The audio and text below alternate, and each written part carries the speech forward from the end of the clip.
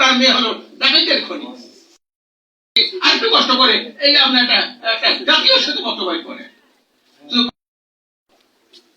ধর্মের সাম্প্রদায়িক সম্পত্তি সৃষ্টির উপাদান আছে কিনা দেখেন। আরো খোলামেলা আলোচনা করি, দিনব্যাপী সেমিনার করি, মত বিনিময় করি, দেখেন সকল ধর্মের লোকদেরকে দেখেন। ওই আজকে একজন হিন্দু আসলেন, বুদ্ধ ধর্মের প্রতিনিধি কোথায়, আপনার খ্রিস্টান ধর্মের প্রতিনিধি কোথায়, ওনার কাছে আরো ভালো হইতে এটা হিন্দু বৌদ্ধ খ্রিস্টান চাকমা মারমা মুসলমানকে নিয়ে একটা জাতীয় আন্তঃ সম্মেলন করেন। তাহলে আমি মনে করি মানুষ যত সচেতন হবে।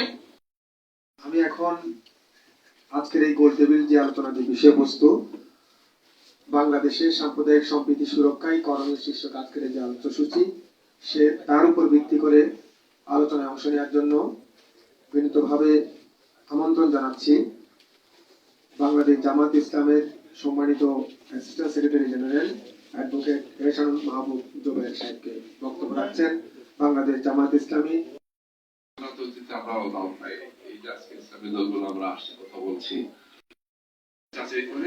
আমরা জানছি জানার কারণে একজন মানুষ সঠিক তথ্যটাই জানছেন, প্রকৃত চিত্র তার সামনে হচ্ছে।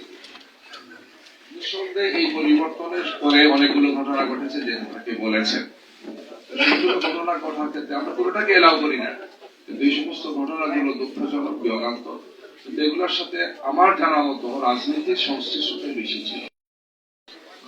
সিরিয়াসলি আর সিনসিয়ারলি দেরি না করে আমরা পাহারার ব্যবস্থা করেছি, আপনাদের পাশে দাঁড়ানোর চেষ্টা করেছি যে এইটা নিয়ে যাতে কোনো নাটক তৈরি করা না হয়।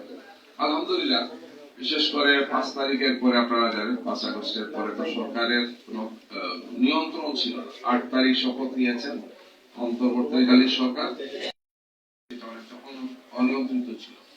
এই অবস্থায় এদেশের মানুষকে অবশ্যই সাধুবাদ দিতে হবে। রাজনৈতিক দল হিসেবে বিএনপিও করেছেন, কিন্তু বেসিক্যালি ইসলামী দলগুলো এক্ষেত্রে অত্যন্ত দায়িত্বশীল ভূমিকা পালন করেছে। কিন্তু এরপরও আমাদের উপর ফিরে আসছে যে আমরা এগুলো করেছি এগুলো করেছি এগুলো, যেটা বলেছেন আমাদের ভাইয়েরা। এবং বিশেষ করে ভারতের প্রপাগান্ডা সেল সেখানকার জনগণ থেকে করেছেন, আমি সরকারের পক্ষ থেকে এগুলো করা হয়েছে। কিছু কিছু ক্ষেত্রে আমরা উত্তেজিত হই, কিন্তু আমরা আইন হাতে তুলে নিই। যে একটা বিচ্ছিন্ন ঘটনা ছাড়া অতীতে এগুলো হয়নি, হবেও না ইনশাআল্লাহ। কারণ আমি এটা বিশ্বাস করি যে ধর্মপ্রাণ মানুষ কখনো তিনি সাম্প্রদায়িক হন না, তিনি উগ্র হন না। এই কারণে এই যে কথাটা বলেছেন আমার ভাই, যে আমরা দালাল, এই দেশের দালাল, এই দেশ আমার দেশকে আমি ওন করতে হবে, সাহসিকতার সাথে, বলিষ্ঠতার সাথে, দৃঢ়তার সাথে চিৎকার করে এটা আমরা বলবো এটা আমার দেশ। ধর্মের কারণে এখানে বিভাজন হবে না, রাজনীতির কারণে এখানে বিভাজন হবে না। স্কুলে পড়েছি, যে এলাকায় আমরা পড়ছিলাম, যে এলাকায় আমরা বসবাস করেছি, সেখানে আমরা একদম মানে কে হিন্দু কে মুসলমান এটা বুঝতেই পারি। যারা থাকে তারা যদি সেটাকে সঠিকভাবে বাস্তবায়ন করে, তাইলে এই ধরনের সমস্যা থাকবে না। আমরা এই ধরনের একটা সম্প্রীতির বাংলাদেশকে দেখতে চাই।